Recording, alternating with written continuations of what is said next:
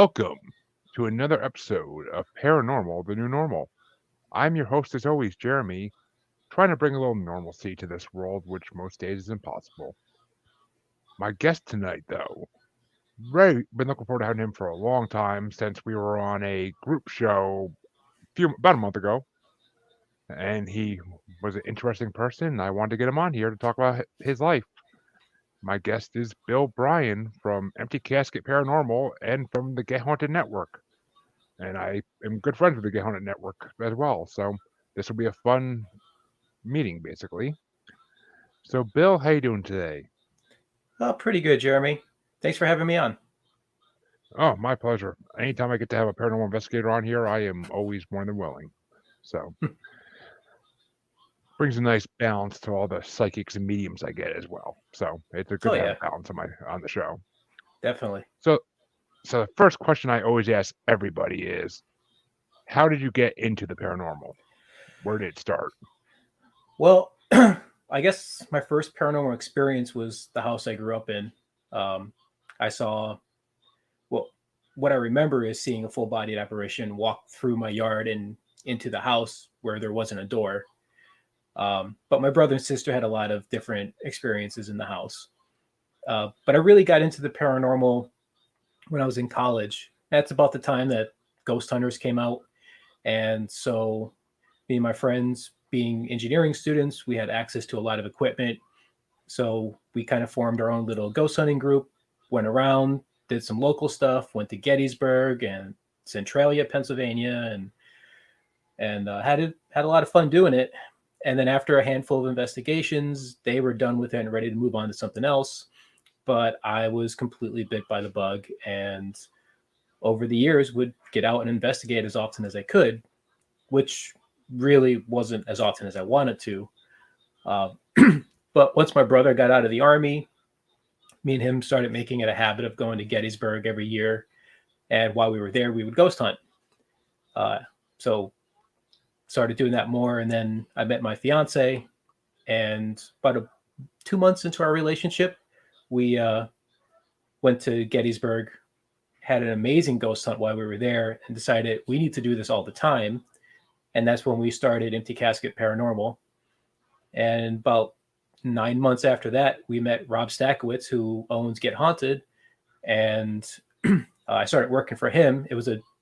We were working for a different company at the time, but then we both left that company for various reasons and started Get Haunted. Which I believe is Christina Westervelt part of Get Haunted or no? Yeah, she's a member of Get Haunted. She used to be part of the smaller team that did the events, but she's stepped away from that due to other things in her life. Okay, because I had her on my show as one of my first guests actually, and Oh, yeah, she was a fun guest, and she was like one of my yeah, she's really like is one of the first people that warmed up to the show, and like we had a great episode. And I love her skunk videos. So, yeah, her skunk is cool. well, yes, he is. And so oh, Gettysburg. That's on my bucket list for places I want to go and do a little. I don't usually investigate and do investigations because I don't have the time to, Mm-hmm. because life and work and podcasting and all that. But Of course. Gettysburg has been on my list for a long time of places I gotta go check out and like do the Oh whole. yeah. And it sucks because I was actually in I was in Williamsburg when I was a kid, so I wasn't that far off from Gettysburg. I could have got there, but just didn't happen. But so, what would you say is the most creepy or entertaining experience you've had while investigating? uh, oh, that's a good question. Most entertaining is easily Cashtown Inn in Gettysburg.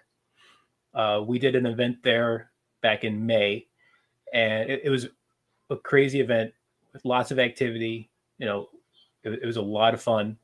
But right at the very end of the night, when we were ready to go to bed, um, those of us in Get Haunted who were hosting the event, we were all sharing a room. So Rob pulls out his voice recorder to do a final EVP before we turn out the lights and go to sleep. And he says, we're about to go to sleep. Can you say something nice? And then the EVP we got was something nice. So it was a real smart ass of a spirit, but it cracked us up. It was a great way to end the night. Yeah, that's you gotta love a smart spirit. You gotta. But Oh yeah. but what was the most creepy? That's the question I ask every investigator because there's always that one Creepy. There's experience that makes the hair on your back stand up when the cold sweats start. well, yeah. There's been a lot that have been creepy. Um, the one that scared me the most, I was at Crescent Sanatorium. This was before I was part of before Get Haunted even existed, and I was throughout the night. I had been leading different groups in the old chapel that's on the premises, and during every group that came through, they all said they were seeing something standing behind me. And the second to last group, I said, "Why is something always standing behind me? Why can't it ever stand where I can see it?" So the last group of the night comes up, and I'm standing up in front, telling them, "Here's the equipment we're going to be using. Here's what we're going to be doing." And I look over to my right, and standing about 2-3 feet away, there's a guy just standing there, and I can see right through him, but he's there, and it scared the hell out of me. I jumped back, I screamed like a little girl. I usually hold my composure pretty good, but that one got me. That one scared the hell out of me. But yeah, the funniest part about it though was the next day I'm driving home, and I called my mother. I told her how the night went, and she says, "Oh, good, it worked." "What do you mean it worked?" She goes, "Oh, well, you've been spending all this time, all this money with the ghost hunting stuff. I didn't want you to continue doing it unless, A, it's something you really, really wanted, and B, it's real. So I prayed to your grandfather that he'd scare the shit out of you." Mission accomplished. Oh my god, that is so perfect. That is Yeah. so perfect. And that, like, this was the culmination of 2 nights full of wild EVPs, shadow figures galore. Like, that place is messed up. Well, as soon as you said sanitarium, I was like, oh, those are never. Anytime I ask for a creepy experience, 8 out of 10 times they're in a sanitarium or Or an old prison. or And prison. Crescent was both. Yeah, Yeah. God, yeah, those are the places I don't want to investigate because I'm good. I don't need things following me home. But I I get, actually love investigating sanitariums and prisons. I don't know why, but those are some of my favorite places to investigate. well, I mean, if you're looking to actually find something, those are the 2 places you're most likely going to find something. Very true. Very true. I mean, those in battlefields, of course, because battlefields are just spirit heaven, basically, for the amount that you're going to find there. Yep. Yep. Yeah. Yeah. Battlefields, especially Gettysburg, has, I mean, that's the reason that we started Empty Casket was the experiences we had at the battlefield.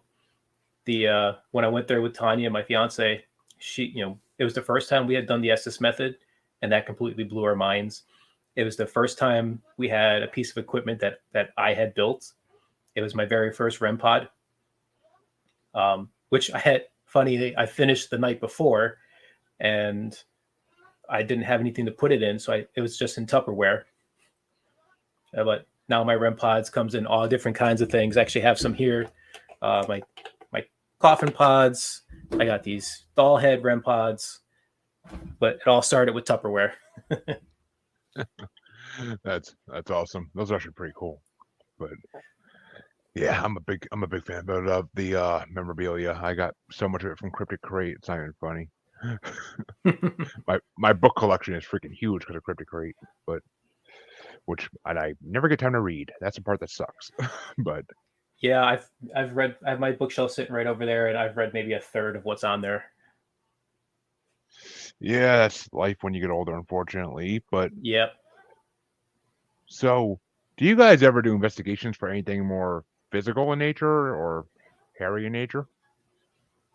What do you mean? Like, do you actually? Well, okay. Do you ever do cryptid investigations? Best way to put it. Oh, um, we try to when we can. For the most, I love being outdoors. I love hiking and hunting and fishing and all that. So whenever I'm out, doing a hike or whatever, I'm always have my eyes open for Bigfoot. I live in Pennsylvania, and it's actually number 3 in the country for Bigfoot sightings. So I always have my eyes open. We try to go hiking. If we don't have a ghost hunt on a weekend, we try to hike that weekend. And it's not necessarily a Bigfoot hunt, but we're looking. And if we think maybe there might be some Bigfoot in the area, we'll do calls, we'll do wood knocks, just to see if anything happens. Right on, right on. I mean, yeah, my wife and my kids like to go hiking too, and I personally hate the hell out of it. But when we do go, I mean, we've gone like in Freetown State Forest and other places in Massachusetts that are known for Bigfoot sightings. So I definitely I keep an eye out. I'm always like watching the ground, look for footprints and whatnot. And it's just Yep. never any luck. But I don't think we go deep enough. That's the thing. I don't think we go deep enough into the woods to find it. Well, I mean, if you look at a lot of the reports, there are people who are not looking for Bigfoot. They're hunters, there's fishermen, they're hikers, or people who are just driving through national parks and whatnot. So, that's one of the reasons we don't typically do actual Bigfoot hunts. We just go hiking and just keep our eyes open. Yeah, but Pennsylvania, which well, okay, we'll get to that. We'll get to this part in a second. I do have another follow up to that one, but what do you what is your theory on Bigfoot? Like, what do you think it is? Like, I've heard multiple theories. I'm always interested to hear what people think. I fall in the camp of a flesh and blood creature. I don't buy into the Bigfoot being an alien or interdimensional or anything like that. I've not heard anything from that camp that has convinced me that it's anything other than a flesh and blood creature. See, thank you. I agree, 100%. I agree. I mean, yes, I will say I do. I can like credence to the fact that it may be extraterrestrial in origin, but I think it's been on Earth for longer than humans, or as long as humans. Well, if you I just mean, look at the Native American lore, their lore yeah, goes all the way back to when they first got here, and they'll tell you they were here since they got here. yes. Which someone I was just talking to lately told me that well they referenced the fact that when Native Americans crossed over here, when the original when Native Americans crossed over to America, there was already another race here Right, that was exactly. yeah, which and I mean they don't typically describe them as Sasquatch, but they were just another race, which lends credence to the fact that there could be more than one species already living in America that no one knew about. Hmm. And plus the fact that Sasquatch are a worldwide phenomenon, so Yep. it's highly possible. And I mean, I have this theory, and I some people are like you're crazy, and some people are like, no, that makes sense, and that could be, but we'll see what you think. But I believe that Bigfoot came became on Earth because basically Earth is an extraterrestrial prison planet, and whatever species intergalactic council of aliens don't want in space because they're either dangerous or they start problems with other races, I think they put them on Earth. And I think that's where a lot of our cryptids come from. Is just species that were banned to Earth. And I think that's why we have UFOs and alien sightings all the time. Is I think they're basically wardens that watch the Earth to make sure that none of these things get back into space. Hmm. Which I've had people laugh at that theory, and I've had people be like, "That makes sense." Yeah, I'm gonna say I'm gonna fall somewhere in the middle there. Um, I don't know how much I believe that. However, can't disprove it. It's certainly a possibility. I'm not going to say it's not, Well, but like I mean, oh yeah, I mean, like I always say, like there is no disproving it, and I have no facts to base it on. It's just I took multiple things that are happening on our planet and kind of put them together an idea. right. But Yeah. It's certainly a possibility. You know, it's yes, it's definitely. it's definitely a very fun thing to think about. That's for sure. But no, I personally I fall in the camp of it's a evolution similar to Gigantopithecus. Yes, that was the original, and that's still like the most logical explanation Mm-hmm. I ever grasped to was the Gigantopithecus like theory that they wore Gigantopithecus back when we were cavemen, and they basically saw that they were getting killed off by Homo sapiens, and they're like, okay, these guys are over here, let's go hide in the woods and avoid them, and that's basically how Bigfoot evolved over time. But so I do agree with that as well. But you said you're in Pennsylvania, so I have to bring up my next topic: dogmen, because Pennsylvania is a huge dogman hotspot. Yeah. So I honestly don't know what to think about Dogman. I've heard some very compelling stories. I've also heard a lot of things that listening to it's like that just sounds like a Bigfoot. That it almost seems like if in a place where there's a lot of Dogman sightings, people could possibly see a Bigfoot and just assume it's Dogman. So I don't I don't really have much of an opinion on Dogman. I'm the jury's still out on that one. Uh, it's another thing it's very interesting. I love hearing the stories, but yeah, I haven't really fallen one way or another on it. Well, I've had two guests in the show that, well, one you may probably know, and that's Lon Strickler from Phantoms and Monsters Radio. He's from Pennsylvania as Okay, well, and yeah, I've heard of them. he talked about how he investigated well, many dogman cases in Pennsylvania, especially around mines, which there's a pattern there. But Oh, okay. You want to talk mines? Let's talk mines. So I ooh, live in northeastern Pennsylvania, which is completely riddled with mines. This 95% of the world's anthracite coal comes from this region. yeah, Um, and during our ghost hunts in like the Scranton Wilkes-Barre area, the Wyoming Valley, we're coming across spirits who tell us how they died, where they lived, and it's like that's not here. There's no history to tie that person to this location. So we started asking specifically, did you die here or are you a traveler? Did you come here after death?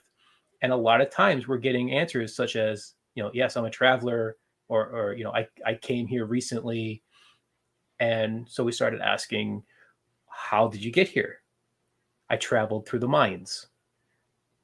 It kind of seems like they're using the mines as a superhighway to move around the valley and go from location to location.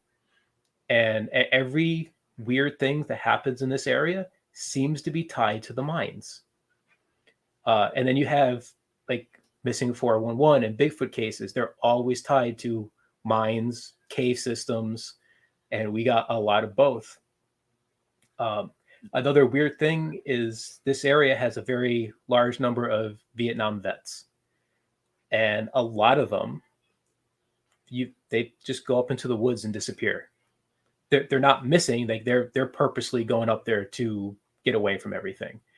yeah. They when they do come back, they'll tell their friends, their families that there are mysteries in these mountains. That there's mysteries around here that you know that just defy everything that they've known, and just the fact that they were in Vietnam and dealt with the underground tunnels and all that they're coming up here and finding cave systems and mine systems and things underground that shouldn't exist. And my fiance's former ex father-in-law used to always say that if anything ever happens, go to the woods. The woods will protect you. You'll find shelter there. Shelter in the middle of the woods. What can it be other than mines and cave systems? Yes, and you took the words out of my mouth basically, because I always talk about the missing 411 and the cave systems in the East Coast and Mm-hmm. West Coast, and it's too coincidental to be not related in some way. So David Politis goes and sections off parts of the country based on their clusters. Pennsylvania is the only state that has its very own cluster. there's so many missing in Pennsylvania, especially around mine and cave systems, that we got our own cluster, which I don't know is a thing to be proud of or feared, but Well, I mean, and also, I mean, do you lend any credence to the Hollow Earth theory? I do not. Yeah, I mean, I see, but the cave systems make me want to believe it in a way, because if there's things in those caves there shouldn't be, or that no one can explain, then a hollow earth would make sense if these caves and these mines lead to it. You just have to go far enough.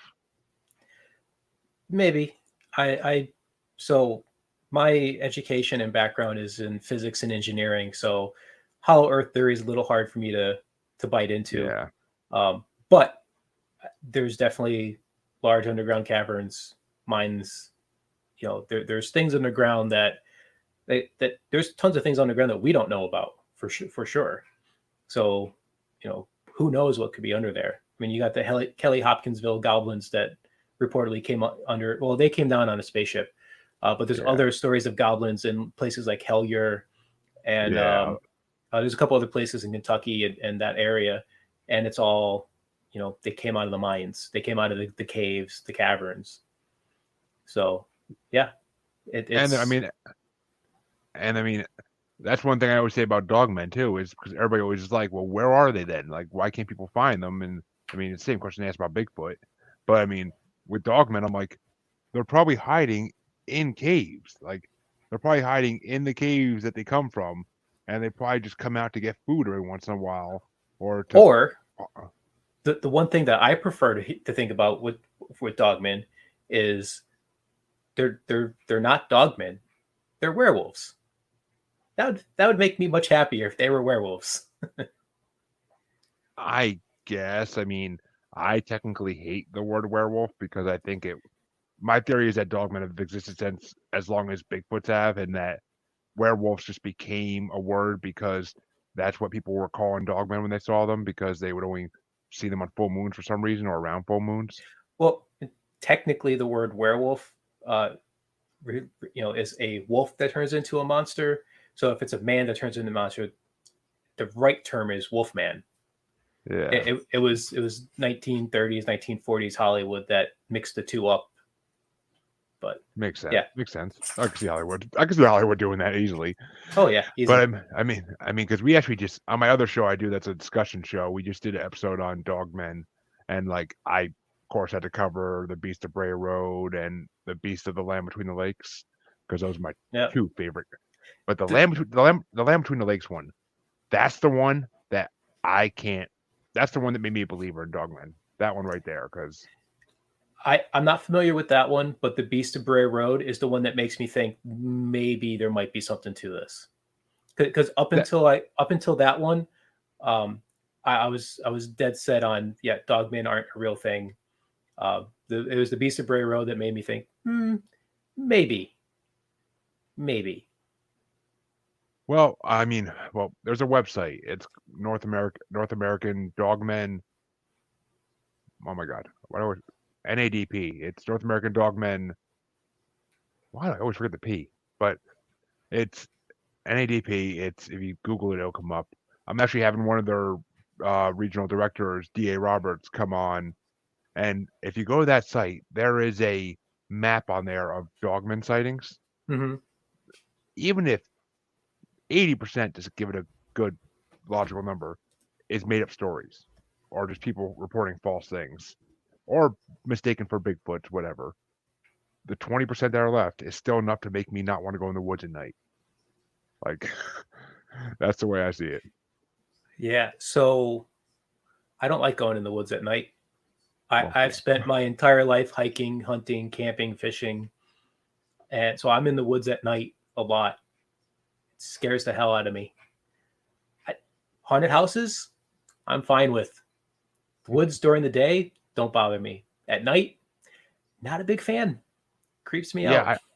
I don't blame you. I mean, I hate walking my dog near the wood line in my property when at night just because you don't know what's out there and he's always growling at something.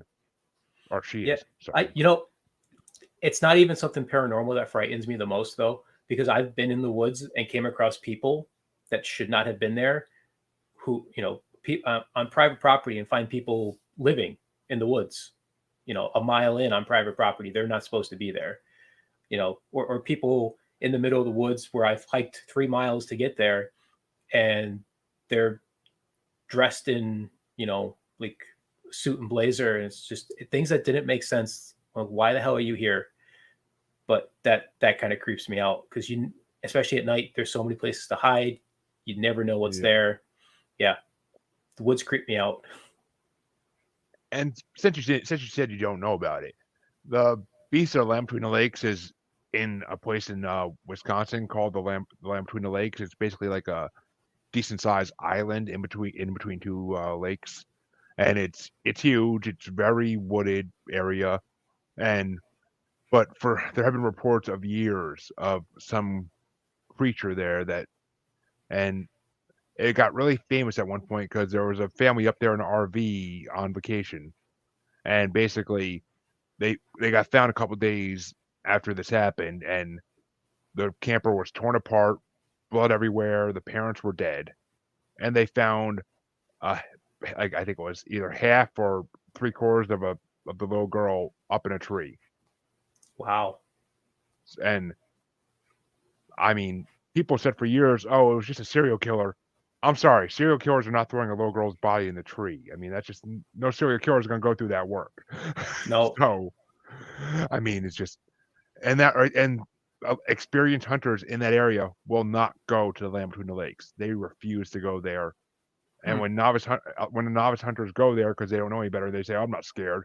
If they come back, they come back shook up and they refuse to go back because you feel like you're being watched there. Supposedly, you feel like something's always like around you. A group of college kids were up there and they had like a campfire going, and they said they could hear something walking around the circle they had the whole time, and then they started running for their car, and that's when they started hearing like these loud guttural howls, like unlike any wolf they ever heard before, any coyote they ever heard before. And when they got back to the college campus, there was huge scratch marks on the side of their car, like dog claws or like a wolf's claws. So it's, I mean, if I don't even do it justice telling it. I first heard about it on Monsters Among Us, Derek Hayes' podcast, and the way that story was told in that podcast just made me like literally sit in my office chair in my old job and be like looking around like I don't feel safe. Yeah, And I'm gonna have to look that one up. Definitely have to look that one up. I kind of want to go there now, which is, I know, a little twisted, but that's the paranormal investigator in me. Yep, and that's why I'm not an investigator. But and the last well, one of the first guests on my show, like in the first month, was named Christopher Susi, and he saw the devil 3 times. That's the reason like I had him on the show, is because for that purpose. But he's had a friend, a troop mate, when he was in the army, and they were in Egypt together. And his friend started freaking out and pointing at a statue. He says, "Who is that? What is that?" It was Anubis, the the dog-faced god of ancient Egyptians. And they told him that, and he's like, "I've seen something just like that in my backyard twice in New Orleans when I was a kid." Wow. And I mean, that's Rougarou country to begin with. So Yes, it is. so I mean, all that stuff together just like makes me believe in dogmen more and more and more. And there are so many stories of people like running into them. It just I don't know. It's hard for me not to believe in them. Yeah, like I said, I'm kind of in the middle on that one. The jury's still out. I there's still a lot of dogman stories and stuff that I just haven't dove into. Usually, I dive into like Bigfoot, UFO, and ghosts. Dogman's something that I need to do more research on before I really make it a solid opinion on it. Well, let me ask you this. You said you don't think Bigfoot are ultra terrestrial or interdimensional. What do you think about aliens, like UFOs? Do you think that they travel through dimensions, or do you think they travel through space? I think they have to travel through dimensions, because traveling through space just doesn't make sense. I think if they're traveling through space, they're using some sort of gravitational drive that's creating wormholes. So that's the only way you could travel through space, because it's just physics as we know it just doesn't allow for interplanetary travel, like outside of from solar system to solar system. So it's either interdimensional or wormholes. Yeah, I mean, kind of like Rick and Morty almost, but in a way. Kind of, yeah, yeah. But I mean, it just and I've talked to I had a guest on about a month ago that he lucid dreams and he um what the hell projects, what the hell's it called? Astral projection. Yes, and he astral projects himself. And when he does this lucid dreaming, he says he travels through dimensions and he's met so many different like species of creatures he doesn't even know what they are. Like he calls them aliens, extraterrestrials, just for lack of a better word. But he says he's seen so many different kinds, and that a lot of them are very nice and like not. They're like they give off pleasant vibes.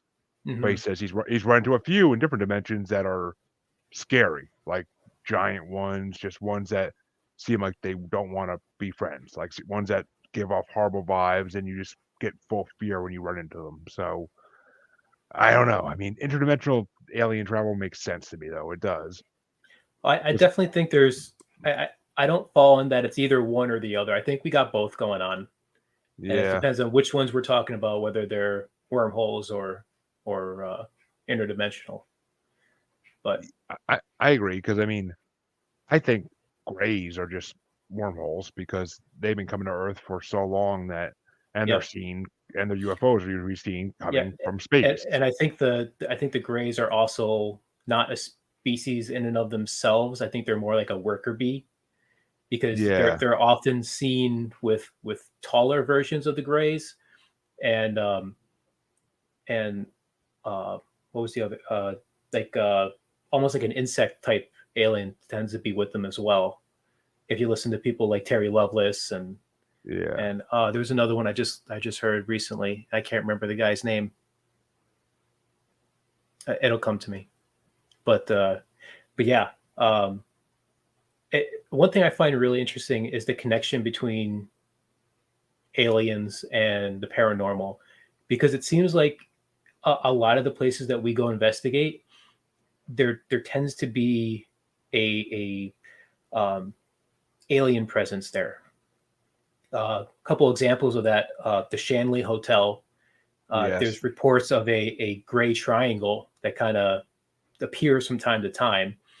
Um, I mean, Shanley Hotel is right in the heart of the Hudson Valley, which is a huge UFO hotspot, and a gray triangle kind of floating around has been reported all across the valley. Yep. Then you have I grew up in the Hudson Valley actually. I grew up outside of Kingston and New Paltz, New York. oh, okay, Yeah, so I that's my yeah, area. then That's my neck of the woods. yeah, another one in the Hudson Valley is Mid Orange Correctional Facility, which is Mm, now the Hudson Sports Complex. Um, there's reports of grays, like actual grays, in one of the buildings. Uh, I saw it. My fiance's daughter saw it. A couple of our friends have claimed to see it. One person claimed to take a picture of me and have the gray in the picture.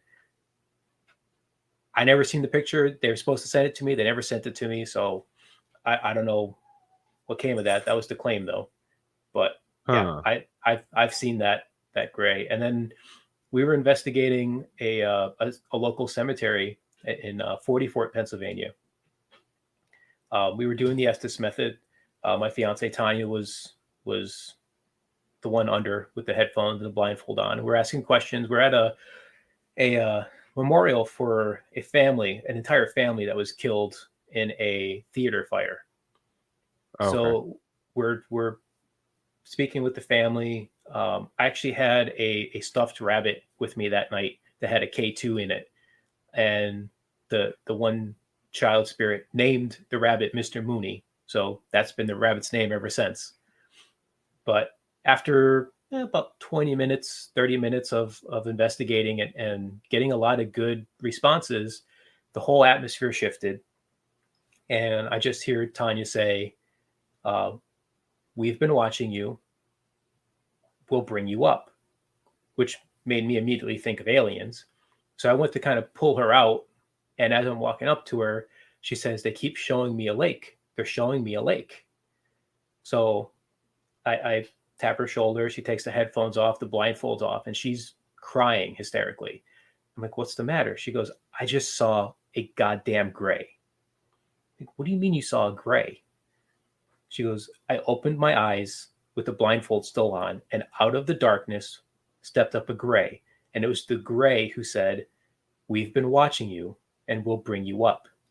She says, and in my head, I asked, what are the coordinates? And twice they showed me a lake. So doing a transcript of that, we recorded all those sessions. So I was making a transcript of it about a week later. And the only word that she ever said during the whole thing that was not an answer to a question was the word eerie. Oh, So, yeah. so my first thought was maybe Lake Erie. Lake Erie has a lot of UFO reports. Yeah. So I type in Lake Erie. The second picture that popped up in Google Images, she looked at it and said, oh my God, that's what they showed me. So I don't know if they were asking us to go there, or maybe we should avoid that. I don't know. We haven't been to Lake Erie. I'd But be a little yeah, suspicious about it now. that it was it was quite an intense night. Driving back to my house afterwards, because we had taken separate cars, so we were both going back to my house. We had to go through back roads to get to my little backwoods town, and there's one section where you go past a lake and you don't have any cell service. We were on the phone with each other the entire time, except for that section when we're passing a lake. And as the second we got cell service back, we're both calling each other. It's like, all right, we're still okay. Let's just get back to the house. we were a little freaked. I don't blame you. I mean, before I get into the story I gotta tell, yeah, I mean, there's a huge history of UFOs being seen coming up from the water, especially toward the Pacific, in lakes. I mean, across the United States, like there's a big history of that, and I've heard multiple stories of UFOs coming out of lakes and aliens being seen around lakes. So, Yep. I mean, I can believe that they built these things so that they can survive underwater within them Oh yeah. and like keep the ship running. So, Yep. Oh, well, one other thing that the Gray said, and I completely blanked on it until just now. He called himself the Advocates. It was, we are the Advocates. We've been watching you. We'll bring you up. So have you? I've asked everybody I know who's into the UFOs if they've ever heard of the Advocates, and no one ever has yet. So have you ever heard of the Advocates? I haven't heard of the Advocates specifically, but I can relate it kind of to the fact that I've heard theories that the Greys might be the ones that are trying to fight for humanity, and other species such as reptilians are trying to destroy humanity. Yeah, I've heard similar things from other people. So I Yeah, mean, I I wanted to could get your take on it. maybe that's what they meant, like we're the ones fighting for you.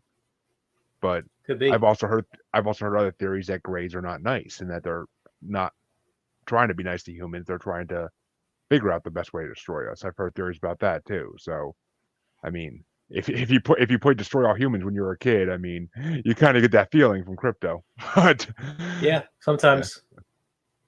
but which I actually just played the first one that they remastered on my Xbox, so I freaking I love those games. But yeah, that's one of those games that sparked my paranormal love when I was younger. But what I was gonna say is my wife, who was before she lived with me in north central Massachusetts, she lived in the Bridgewater Triangle, Mm.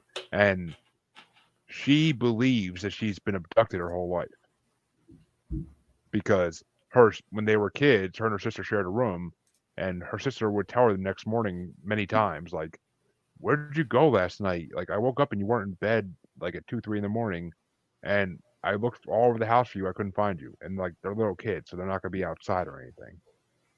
So, and then even when I was started dating her, like there are nights where she would text me the next morning and be like, "It happened again. I feel like I didn't sleep at all last night."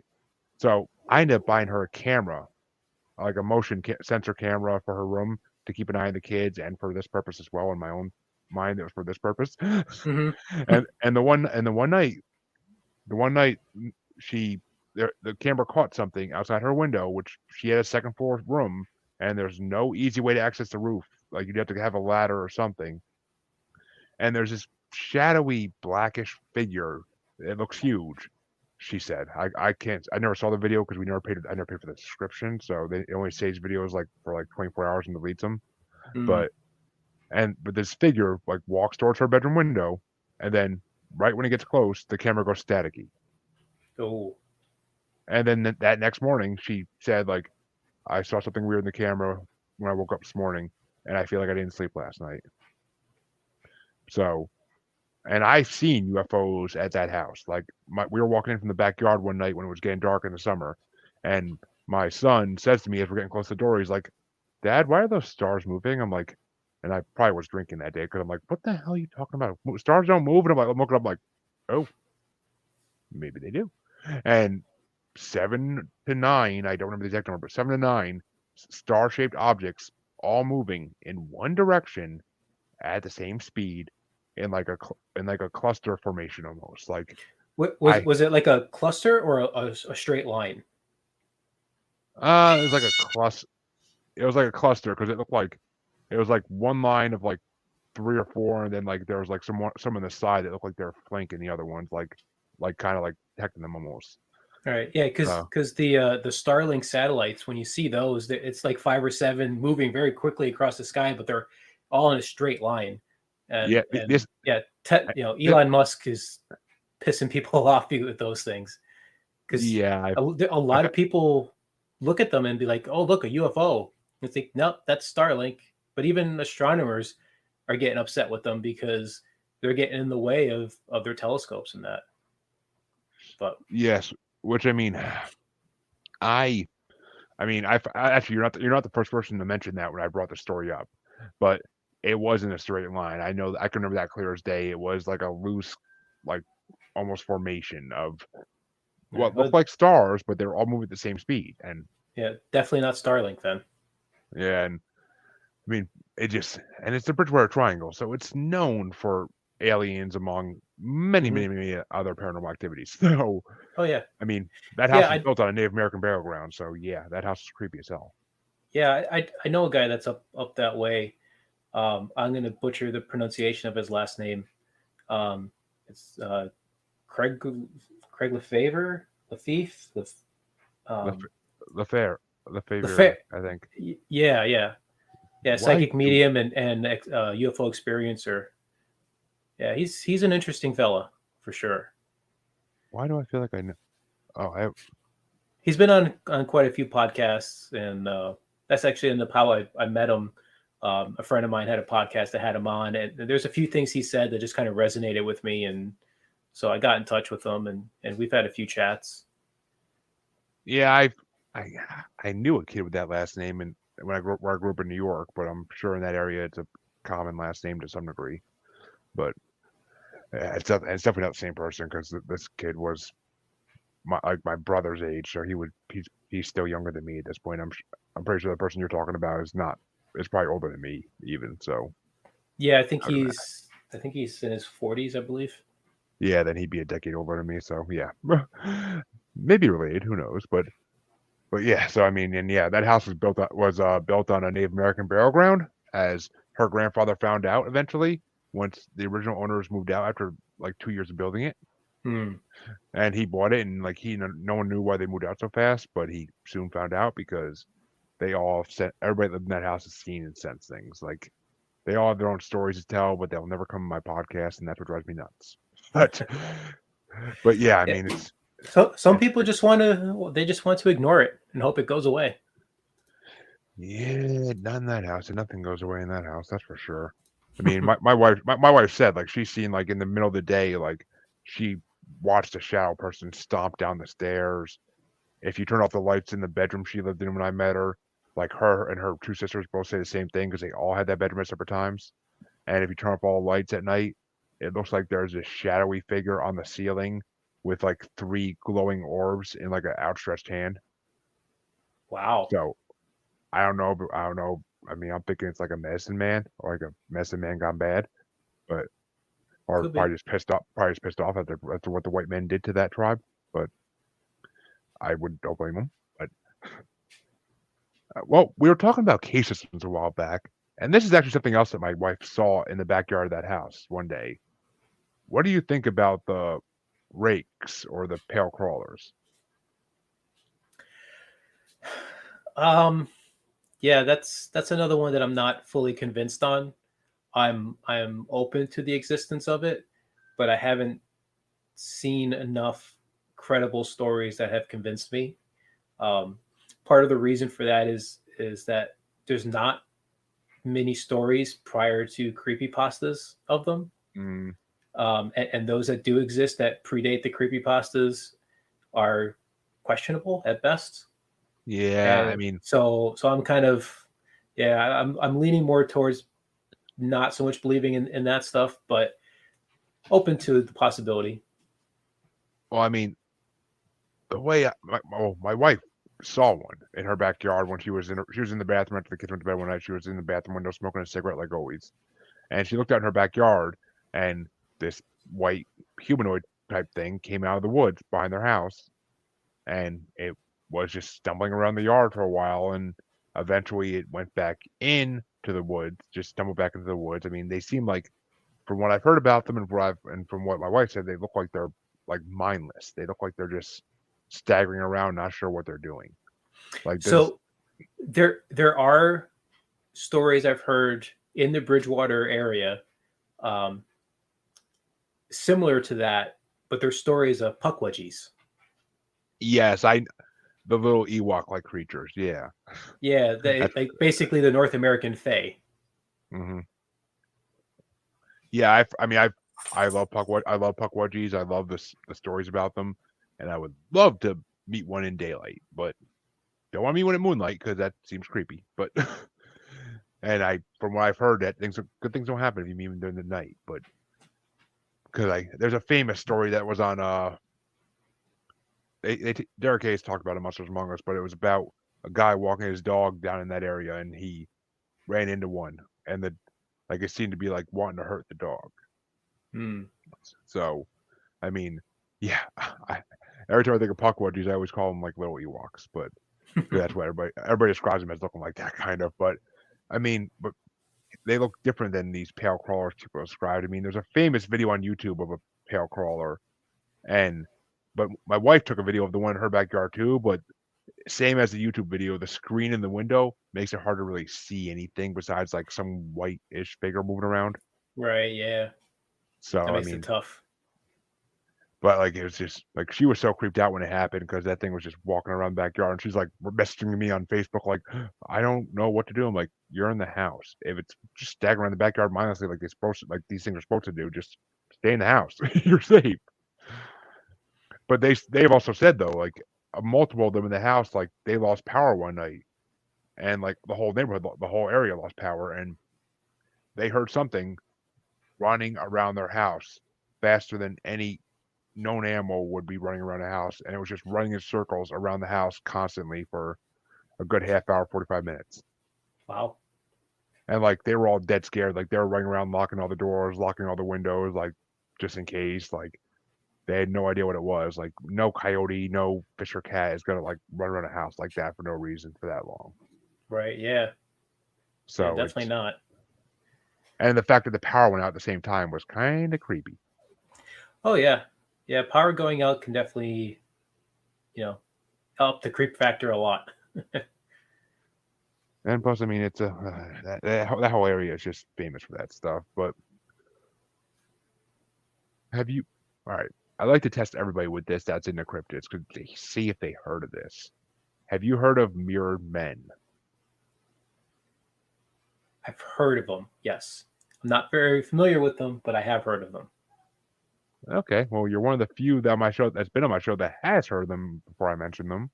And I mean, from well, from what I know, and I actually had Derek Hayes on my show a couple months ago, and he because his show was the first place that reports these things really started getting reported like constantly. Like he had one, and then once one came in, he played it.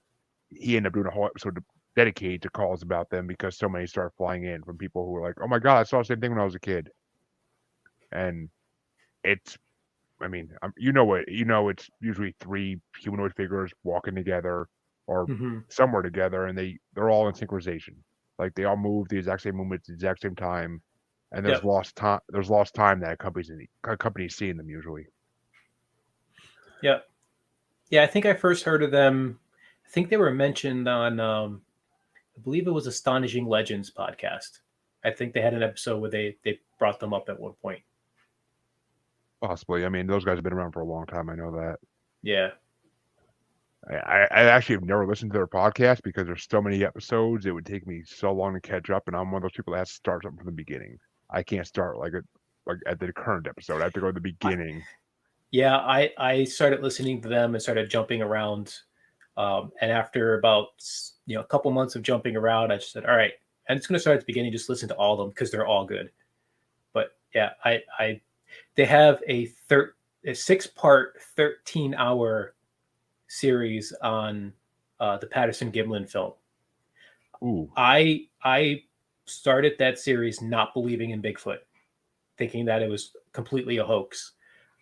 By the time that 13 hours was up, I'm a huge Bigfoot believer and completely convinced that the Patterson Gimlin film is legit. yeah. Well, I've always thought the Patterson Gimlin film was legit because I mean, it's just like I always because since I was a kid and I saw it for the first time like on when the internet first came out and I saw it eventually, I wanted to believe because I saw that footage Mm-hmm. and people will say like, oh, the one of the four guys involved said it was a hoax. And I'm like, no, he said that because he was sick of getting attention for it. That's why he said that. Because Yeah, and on the well, one and on one of their deathbeds, they said it's no hoax. We saw what we saw.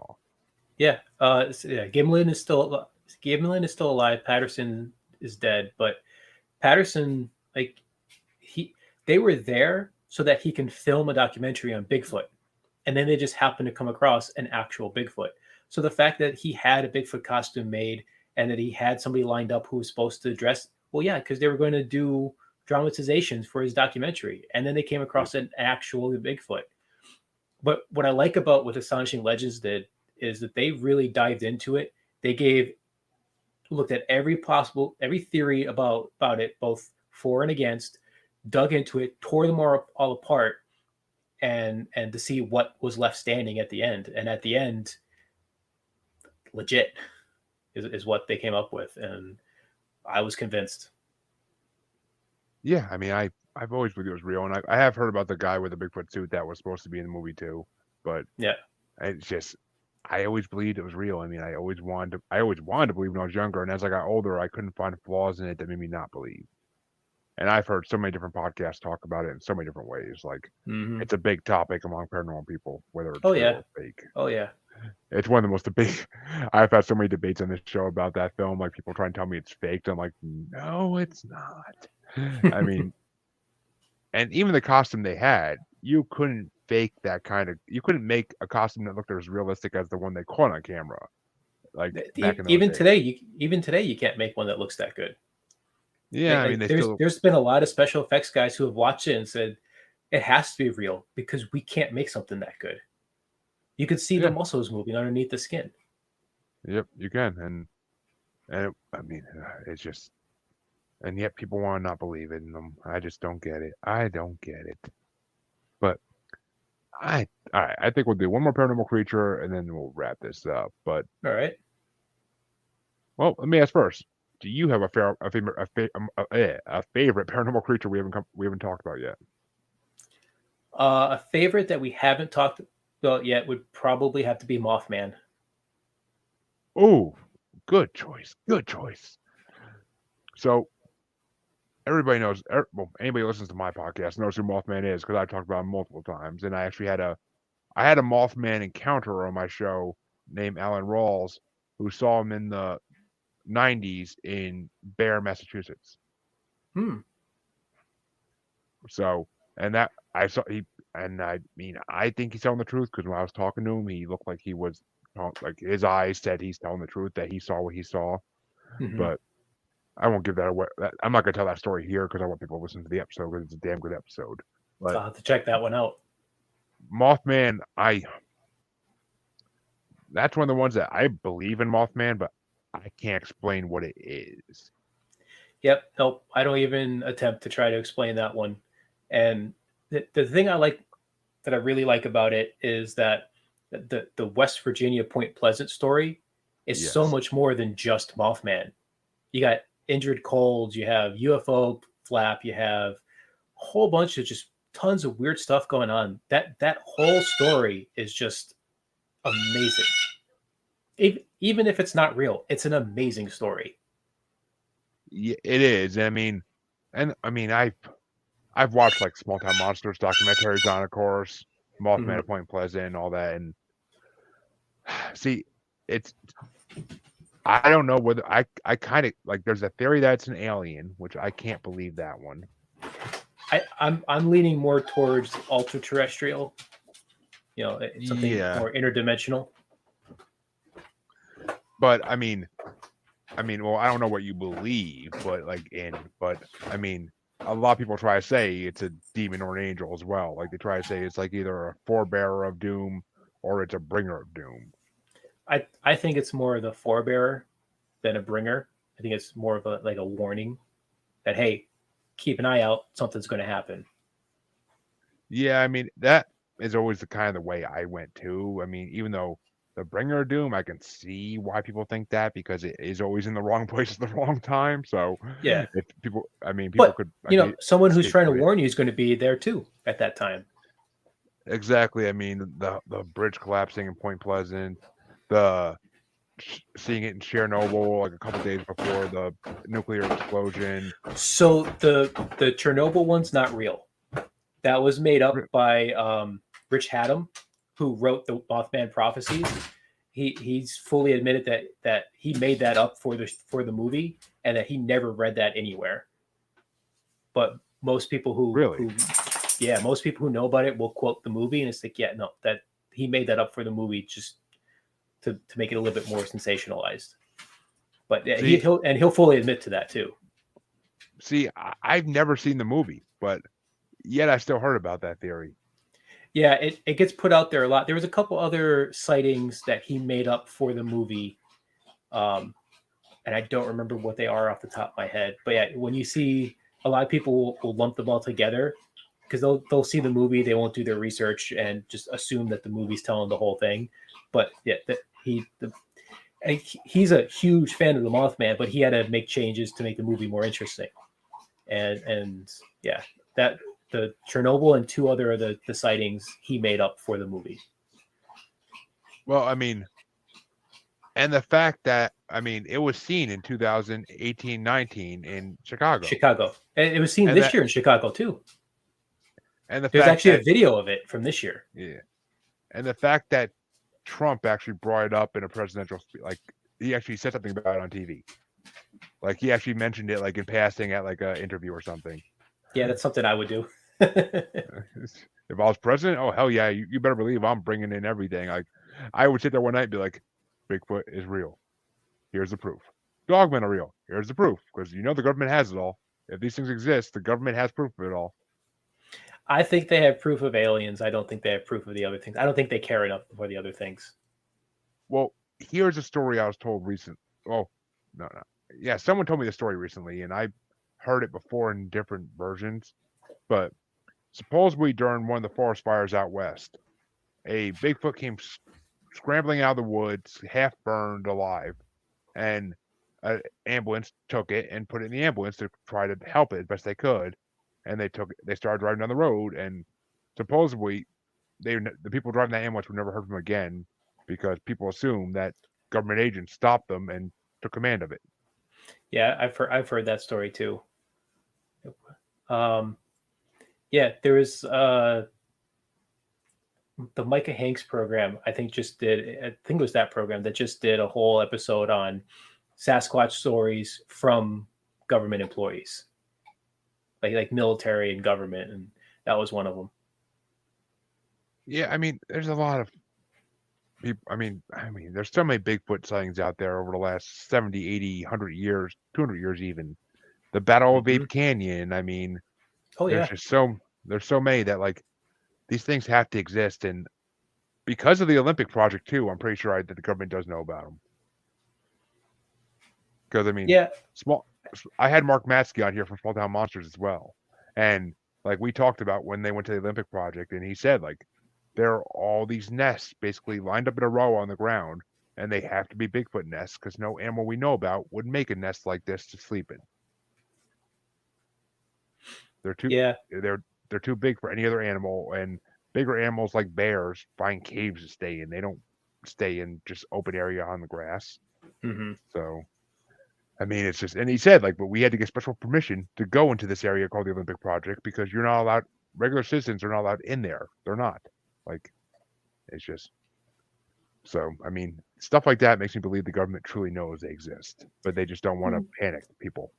Yeah, there might be parts of the government that knows, but I don't think the government as a whole does. I think Well, that's a little bit more compartmentalized, and yeah, because I mean, I work for the government, and there's I know that they try to keep things in sections so that not everybody knows everything.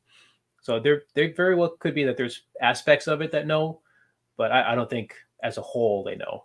Like I don't think you could go to be a president and find out about it. I think you'd have to be working in that section to know. I mean, well, one, I'm pretty sure if the president asked around and he wanted to know, he could find out if anybody knew about it. Not necessarily. There's a lot of reports of presidents, going back as far as Carter, getting into the Oval Office and starting to ask questions about aliens. And unless something happens where the president needs to know about it, they're basically told we can't talk about it, and they're left, knowing nothing. I think it was, I think Reagan and Clinton were two that were really into UFOs prior to becoming president. And then afterwards, they're just like, yeah, we asked and we were told we can't, they can't tell us. And we pushed back to we're the president. It's like, you still don't need to know. Which that would piss me off so bad if I was the president. Oh, They told me that. Like, nothing would make me angrier, but when I got my security clearance, the very first thing I asked was, okay, what's the truth about Roswell? And I was laughed at and told, yeah, there's a lot of levels above top secret. You don't have the right clearances to know any of that. Well, I mean, we all know there's super deca secret. Yeah. Like, but I mean, yeah, I actually, I had a neighbor when I lived in the condo in Clinton, Massachusetts for this, and one of my neighbors a few doors down, and he works in aeronautics for the government, and we were talking one night when the power was out, and we were just sitting outside talking, grilling, and he's like, yeah, he's like, I've been all over the world, the places the government wants me to go. He's like, I've even been to a base in the desert that's not supposed to exist, and I can't say anything more than that. I could take a couple guesses as to which one that is. Me too, but I mean, yeah, and I'm like, and I was like, the one I'm thinking of, and he's like, sorry, can't say. But like, he's like, I ain't losing my job, and I'm like, I don't blame you because you make good money, I'm sure. And yeah, he was and of course at that point I'm like, oh man, I wish I could really pick this guy's brain, but I can't. I don't want to get him fired. Yeah. But all right, well, I think that'll wrap it up. But why don't you tell people where they can find out more about your investigation group and just where they can find you at Get Haunted? Sure. Yeah. If you're looking for Empty Casket, you can find us at emptycasketparanormal.com. I also build and sell equipment, and you can get that on Etsy. But on Etsy, it's under Empty Casket Equipment. So you find all the K2s, REM pods, and other things that I make on there. And then if you're interested in doing any events, we do that through Get Haunted. You can find Get Haunted on Facebook. We have a public page and a private page. The public page has all of our events on it, and the private page is more for just a general discussion on anything paranormal, including cryptids and UFOs. And it's a great place to come and just chat. We got YouTubers, podcasters, teams, individuals, location owners, just anybody who has an interest in the paranormal. Just come on, chat about it, share experiences, share your evidence. It's a good time. I believe I am a member of it, and I share my podcast constantly on there, and there's videos already been shared on there. So, Oh yeah, yeah, it's a good page. I definitely one of the few pages that doesn't give me crap for posting so much stuff on it. But oh yeah. Like our whole thing is we want to help everybody in the field rather than working against each other. Let's help each other. So if you have an event, a podcast, a YouTube channel, come on, post it, share it, you know, and yeah, take advantage of because we allow all of that stuff. oh, I do, and I get a lot of likes on that page too. So I'm a big fan of that page. Well, as all my listeners know, you can find me on Facebook as Paranormal the New Normal / Maniacal Music Musings podcasts with a S Facebook group. You can find me on Twitter and the Gram as at Juggalo Bastard. You could find me on YouTube as Paranormal the New Normal. Just search the name, it'll pop up the channel. And you can find me on TikTok as Juggalo Bastard Podcast. And by the time this episode drops, I hope to finally have some paranormal episodes on there. Right now it's all my music episodes, but we're getting there. It's hard to break videos down to 10 minutes at a time and post them, but it takes a lot of time. But yeah. I will thank Bill for coming on because it's been a fun hour of talking about cryptids and aliens and everything else in between. Oh yeah, thanks for having me. This has been a fun conversation. Definitely, my pleasure. And anybody else that get on and wants to come on, just shoot me a link, and I'll gladly set up a date for you because I've had good conversations with a lot of get on people at this point, and I'd like to keep that going. And I will see all my listeners in a half a week, and I'll see all my watchers, which is nobody right now, on Monday, I believe my next paranormal interview is. Thank you all. Have a good